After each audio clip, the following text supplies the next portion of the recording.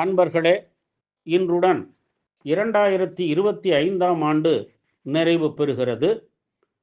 இன்று கார்த்திகை நாளாகும். எனவே வெள்ளிமலை ஸ்ரீ பாலசுப்பிரமணியர் திருக்கோவிலை தரிசித்து இந்த 2025ஆம் ஆண்டை நாம் நிறைவு செய்வோம். கன்னியாகுமரி மாவட்டம் நாகர்கோவிலிலிருந்து 15 கிலோமீட்டர் தொலைவில் உள்ள வெள்ளிமலையில் இந்த திருக்கோவில் அமைந்துள்ளது. இந்த குன்றின் மீது அமைந்த இந்த கோவில் 1200 ஆண்டுகள் பழமையானது. பல நூற்றாண்டுகளுக்கு முன் வெள்ளிமலை அடிவாரத்தில் உள்ள குகை ஒன்றில் துறவி ஒருவர் உயிர் வாழ்ந்து வந்தார். நாடி வந்தவர்களின் நோய்களை அறிந்து அதற்குரிய மருந்து கொடுத்து வாழ்வித்து வந்தார். ஒரு நாள் மலையேறி சென்ற அந்த துறவி அங்கிருந்து மாயமாக மறைந்து விட்டார். இந்த மலை மேல் உள்ள கிணற்றில் கை கட்டும் தூரத்தில் தண்ணீர் உள்ளது. இந்த நீரில் நீராடினால் பக்தர்கள் நினைந்தது நடக்கும். குறிப்பாக மக்கள் பெருக்கிட்டும் கடன் அகலும். அழகான கோவில் இது. முகப்பு கோபுரத்தின் நுழைவாயில் 2 தூண்கள். ஒவ்வொரு தூண்களிலும் பாவை பெண்கள் சிற்பம் உள்ளது.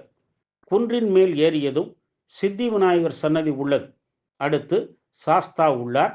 வடதிசையில் ஆனந்த சிவன் மேற்கு பார்த்து சன்னதி கொண்டுள்ளார். ஈசான மூலையில் நவகிரகங்கள் உள்ளன.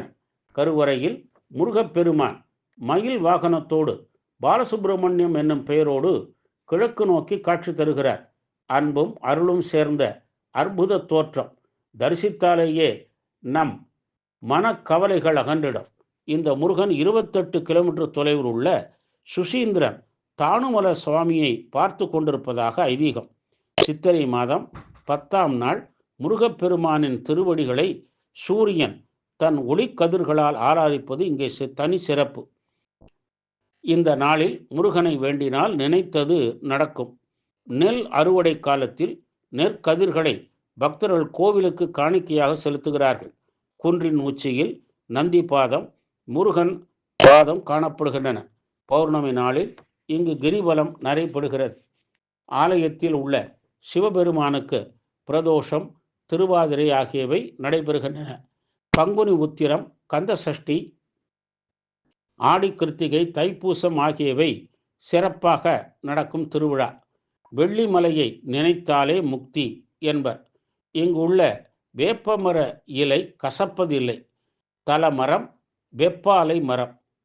மத வேறுபாடு இன்றி எல்லோரும் இங்கு வந்து வழிபடுகிறார்கள். தாந்திரீக பூஜை முறையில் இங்கு வழிபாடு நடைபெறுகிறது. பஞ்சாமிர்தம், சந்தனம், விபூதி, பால் அபிஷேகங்கள் செய்வது இங்கு சிறப்பு.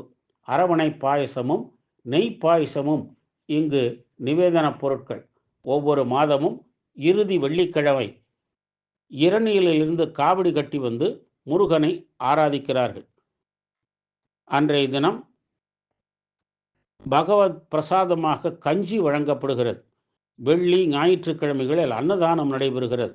பாலகனாக அருள் தந்து மனதிற்கு மகிழ்ச்சி தரும் வெள்ளிமலை ஸ்ரீ பாலசுப்பிரமணியரை போற்றி 2025ஆம் ஆண்டை நிறைவு செய்வோம். அவருடைய அருளால் புத்தாண்டாகிய 2026ஆம் ஆண்டை வரவேற்று நிற்போம். வெற்றிவேல் வீரவேல்.